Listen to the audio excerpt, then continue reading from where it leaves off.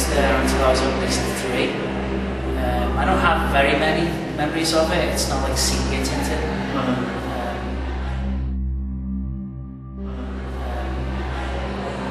I do recall certain things about it, and I have visited it again since I left there. But we moved to a place in Liverpool called Toxteth, which was kind of, I guess at one time it was like the ghetto. I think one of the things I always remember about specifically the horror comics was that they always seemed more tame than the actual environment that I was living in. You know, kind of mummies and vampires and Frankenstein monster. They seemed a lot less real and superficial than the kind of horrors of the day-to-day, the kind of living environment that I was in at the time. You know, everybody has like their sort of childhood issues, demons, etc. And I think in any struggle where there's like an impoverished family and a certain amount of emotional resonance, then it definitely has a play, you know, on the way that you grow up. And you know, mine was no different really. I grew up in a very Irish Catholic environment, so there was a lot of, although I was given a lot of freedom in terms of my creativity, I think some of the ways that I had of escaping that was through, you know, comic books and my imagination. It's interesting because as I've gotten to know your work, there is sort of a narrative to it. It might not be a linear one, but there's a narrative going on. Do you think so? Or? Well, particularly with these pieces, thematically, there's a series that I had in mind, fundamentally called Theothanatos, which is the Latin derivative for death of God. And then Thanatos was also a Greek demon who was kind of a harbinger of death. And fundamentally that just dealt with kind of how I felt about religion, about dogma, about just very fundamental questions such as, you know, where am I going, where do I come from, is there any life after death?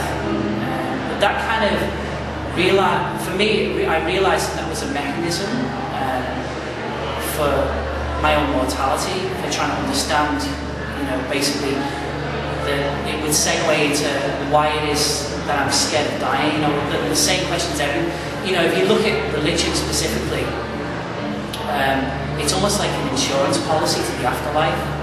And if you strip it back and you strip religion back to its most basic facet, its facade, then what you have is a dry horoscope, and everybody's scared of death. And I guess that's why I thought, you know, religion would be the first thing that I dealt with, but like I say, it's segued into the schools.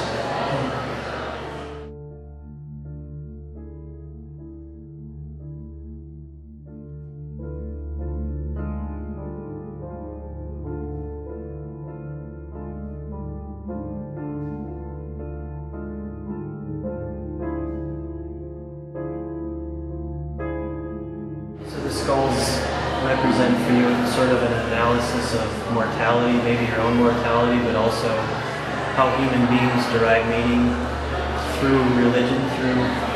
I think so, and I think fundamentally, I think the way that I started with the skulls was that I had the idea of trying to imbue some sort of characteristic to them. If you look at the way skulls are represented, it's always a way of dehumanizing the condition, and that's just by the nature of the skull and the fact that it's 2 hollow sockets and a grin, you know, a supine grin. The way that I approached it was I tried to imbue character on each and every single one, and the characters represented an expression, some way that I could express myself. And it could be anything about a frustration that I felt about religion, or a frustration I felt generally, or rage, or an elation of some kind. And also that they were like a vehicle. I mean, the skull is like a perfect vehicle. In some ways, if you think of a skull, it's a container for ghosts. So that's why I kind of moved more into that territory. I made, if you like, I'm making an icon of every single skull for a facet of my own expression.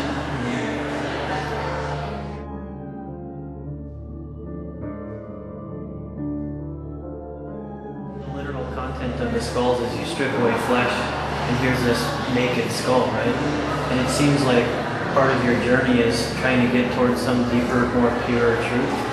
Have you found that? I would say so, yeah. It's definitely a spiritual journey. It's a big behest of commerce, definitely. I kind of was the other way before I started this series. I was working in a very specific way towards trying to find some kind of career commercially as an artist. But I felt that I lost a kernel of truth in doing that. So yeah, I would say that what I'm doing is almost like, you know, cutting off your nose to spite your face in some ways. The work isn't pleasant to look at. It isn't always something that will hang well with the curtains.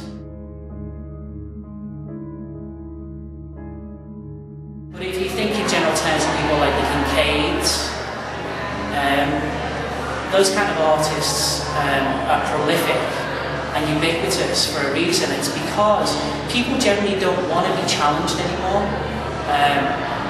I think that we're now at a stage in civilization where we're so overwhelmed by information, and we can see some of the most egregiously horrible things online nowadays through the news and the media, that it's very easy to feel like you're in a chasm. And when you leave your job, your 9 to 5 or whatever it is, the mundanity, it's quite easy to sort of come home, switch on TV, watch Popeye, and have nothing staring back at you from the walls.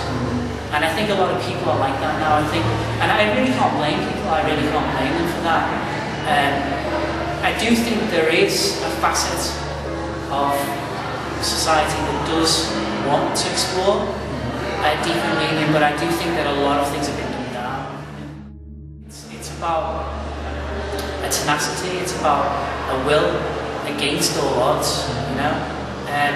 You know, we've discussed the artist a lot, and we discuss it all the time. And you know, it's not that I want to be the stereotypical Van Gogh figure, you know, where I kind of in fit a peak, cut my ear off, and eventually go to a field and shoot myself. Because that's a very tired stereotype, and I think it's a stereotype that a lot of, certainly the industry is played on a lot. And I'm really weary to do that.